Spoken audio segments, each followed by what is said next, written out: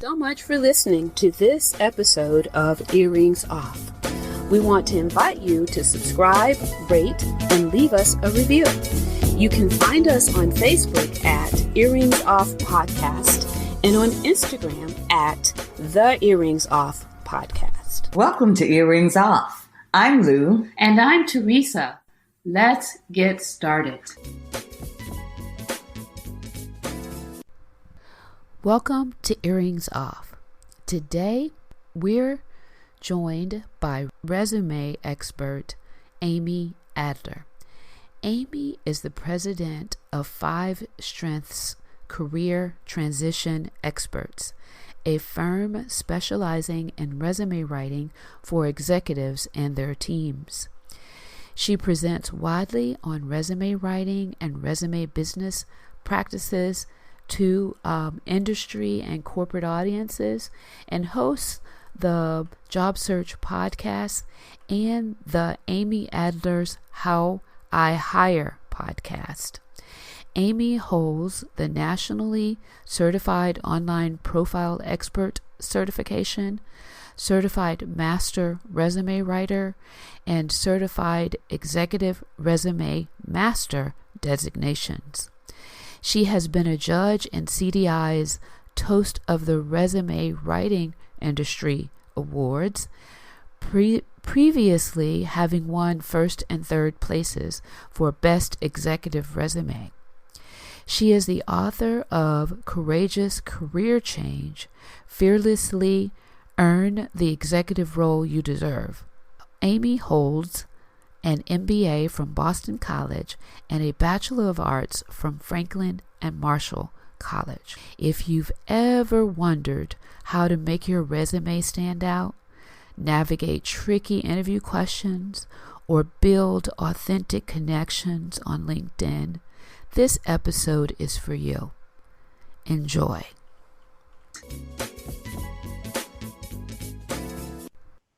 Well, hello. We have with us today Amy Adler. We are delighted to have you, Amy, here on Earrings Off. Big welcome to you. Thank you so much for having me today.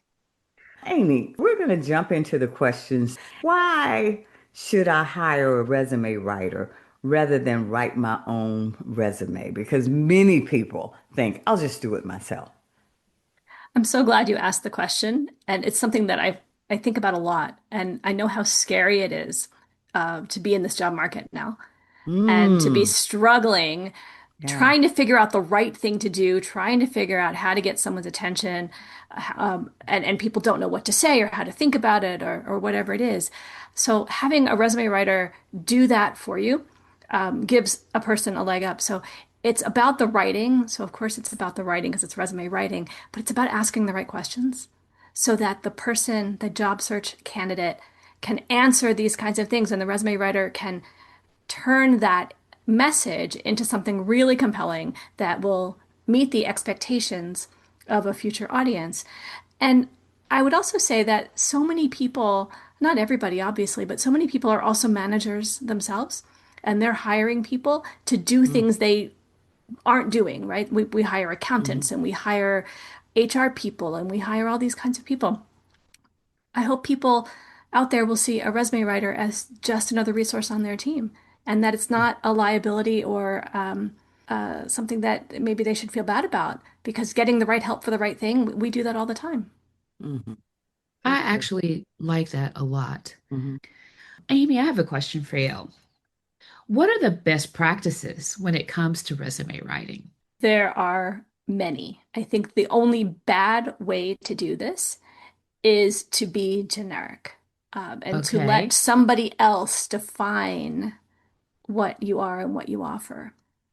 So best practices are include looking historically at all the things you have done and defining yourself that way, and then also looking forward prospectively to the thing that you want to do. And if you can put those things together in the form of your resume, you're giving your audience something to bite into, something to start with that enables them to understand you really well. Structurally, of course, you have your name and contact information. I have heard more than once that job seekers refuse to put their contact info because they think it might, I don't know, reveal something or set them up for something. But of course, your contact information has to be there. And Mhm. your branding has to be there, something that says, this is who I am and what I stand for. And this is how I do what I do and why I'm known for the things I do. And then those bullets underneath, those are case studies. Those are, here's what I know how to do, and here's how I did it well. And Mhm. the mechanism, the acronym that we use in our industry for those business case um, studies is challenge, action, and result. So that's CAR. It's an easy acronym to remember. So what were you facing? What was the challenge? What action did you take to fix it or do something about it? And then Mm, what was the result? So I it's like a, that. a little bit of a chronological Mhm. telling of the story to yourself the first Mm-hmm. time. But in your Mm, resume, you turn it around and lead with that result. And if that result has numbers or metrics or some kind of quantification, that is the biggest win. That is the mm, biggest win. So mm, salespeople can talk about sales conversions or amount of dollars sold, or somebody who's maybe an admin, maybe an executive assistant can talk about handling multiple a multi-line phone with X number of calls coming in a day, or so many appointments on someone's calendar. Somebody in management can talk about bringing in this number of people for an interview because they were looking to replace a team member, or they can talk about how they improved operations by a certain amount of time mhm, saved or a certain amount of dollars saved. There's so many ways to add concrete justification to these car statements that are just mhm, music to your hiring team's ears. mm. Well, Okay. you started out by talking about branding. You mentioned that early on in your answer. How does that come across nowadays when there's so many tools that HR people use to scrape the resumes? How do you show branding? So I think what you're asking about, if I'm not mistaken, is the applicant tracking software, which is for the regular people. It's the thing you use to apply for a job. You go to a website, it says upload your resume and fill out all this stuff and so on. And that data gets dumped into a big database called an applicant tracking software system. So Mm-hmm. it's not this big scary thing that I think the conventional wisdom makes it out to be. It's just a place to keep everything. And then the hiring team gets to search through that, or the recruiter gets to search through that in the same way you would search on Google. In many ways, they develop a big Boolean search with all the characteristics that they want to draw in, and they have to find you. So to answer your question, your branding is part of that searchable data set that you want your audience to grab onto. So using industry words, Okay. common phrases that tell what you did, and then amplify it a little bit more as you go through the bullets on your resume, how well you did those things. And if Mhm. it's authentic to you and feels like you, and it doesn't sound like it was, Xeroxed off a AI machine, because even just today, I was reading a post on LinkedIn about somebody who had gotten the same phrases in the cover letters, I think it was, or maybe it was the resume, on multiple applications that they were receiving as the recruiter. So we don't want people to feel that they are one of 1,000 copies Right. Mhm. of what could be out there. We want them to be unique and special and represent themselves as themselves because they're the only one who does what they do in the way that they do it, and the audience has to know that. Mm. Okay. Well, thank you for that explanation because I mistook what you meant about branding. I was Mhm. thinking of the look of the resume, right? The Oh, branded look of the resume, and I didn't know how that would translate into that application tracking software, right? But so I just misunderstood. So thank you for that explanation. Yeah. but that's a good point. So if I could answer the question that you were going for, simple colors, different fonts, totally fine. I mean, people should be relatively conservative and make it readable. Keep the font size at something that their audience is likely to be able to read. And images can be used judiciously, but I think the audience has to know that images will not be read the way text is read. So if there's Mhm. data in the image that is not in the text, it'll disappear. It'll still be in the Mm-hmm. document, but it won't be in that sort of database content, which Mhm. makes highly designed resumes hard to read, Mm. and hard to be found for on when these people are doing these kinds of searches. There are plenty of ways around it that are structural. They keep the structural integrity of this beautiful document for people who are in highly creative fields. But they also enable the text literally underneath that image to be read. And I think if people are worried that their brand, their creative selves aren't being showcased in this resume, um, that their portfolio will do that job. And to translate elements of the portfolio into the resume so the branding is consistent across all the documents presents really, really well to audiences. I've worked with Mhm. artists and creative types and marketing people and advertising folks. And this is what I recommend to them all the time to make sure that consistency is there. And I think the the reviewer of the resume in the first pass isn't looking for the entire portfolio in the resume and they know where to go if the link is in there. Mhm. Awesome. Okay. Thank you. Okay. So, Amy, let's talk a bit about LinkedIn because sometimes I'm confused about by what's on LinkedIn. A few weeks ago, I read where someone was sharing a story about their cat on LinkedIn. And I was like, okay, nice story, but this is LinkedIn. So, share a little bit. Tell us about the best practices on LinkedIn because I'm sort of seeing a lot of things on there. You and me both, my friend. Um, I feel like LinkedIn on some level has become a forum for political statements, for random statements about people's cats, what they're Yeah, doing yeah. in their private lives, all these kinds of things that we used to reserve for Facebook or Instagram, Right, right? right. Occasionally Twitter. I think fundamentally, across all social media, if somebody is posting something somewhere, and we know social media has a long life, um, if they're not willing to say it to somebody's face, it shouldn't be on social media. If somebody has an opinion, whatever that they hold strongly, whatever it is, and they would say it in any company, then okay, you could put it on LinkedIn and expect that you're going to ruffle somebody's feathers somewhere. Uh, and if you think that you're saying it, if it's just inflammatory, that's probably not very helpful, and it might Mm. turn people off. Um, Are you allowed to talk about your cat? I guess it's not harmful. It's a little strange. And maybe it's endearing. I don't really Yeah, know. But I think for people who are genuinely out there to make connections and to offer up their expertise, um, I think there's more straightforward ways to do that. But I think people are looking for a human connection too. So yeah, I can't say that talking about your cat is bad. I think fundamentally saying things that are going to be rude, let's call it, or again inflammatory, that's not going to win anybody's favor. So I yeah. say stay away from that. Okay. Yeah. I think you hit on this a little bit in a previous answer, but what are some ways to stand out in the job market? So knowing your value, first of Hmm. all, first and foremost, knowing what you're really good at and what you want out of your job search is that comes from you.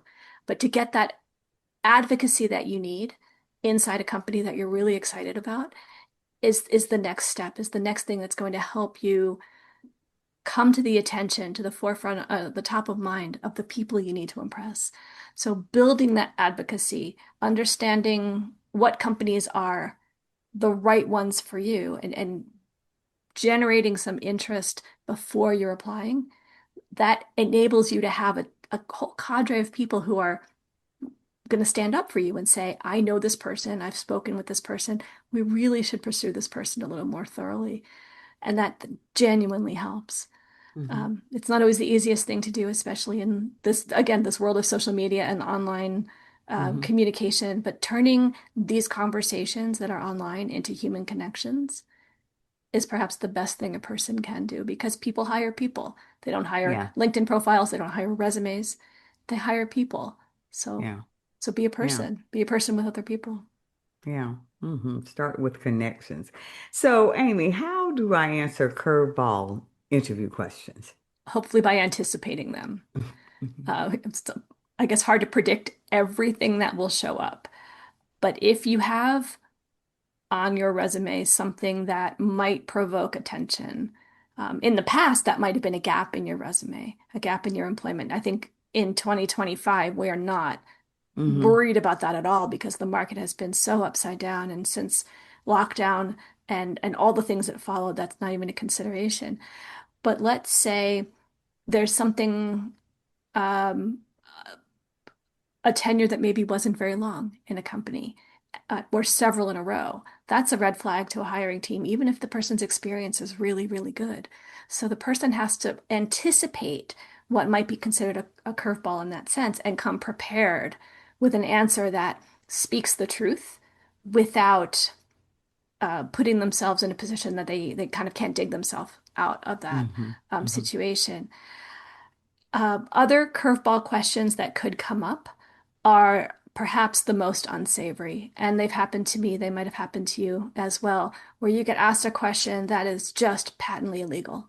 That ha absolutely happened to me. Hmm. And I was very young, and I didn't know how to answer the question except to be appalled.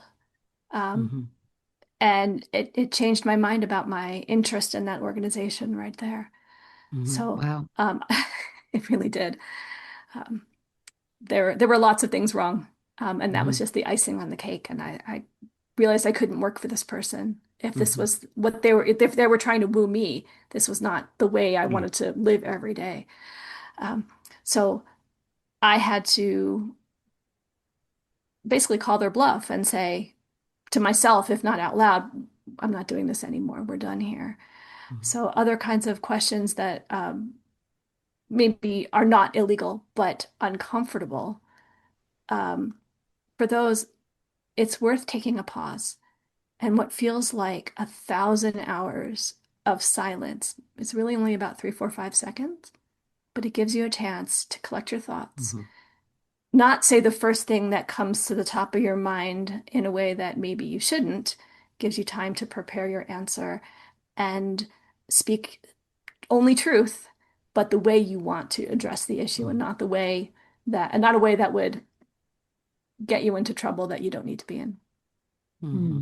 That I makes a lot like of that, sense. particularly the part about taking a pause, because Hmm. people come in many times and they're so nervous and they want to present well and they're rushing the process. So it's very important to, you know, just to take a minute to try to think about your response. So thanks for that. Yeah. So, what does a recruiter or hiring manager look for in the ideal candidate?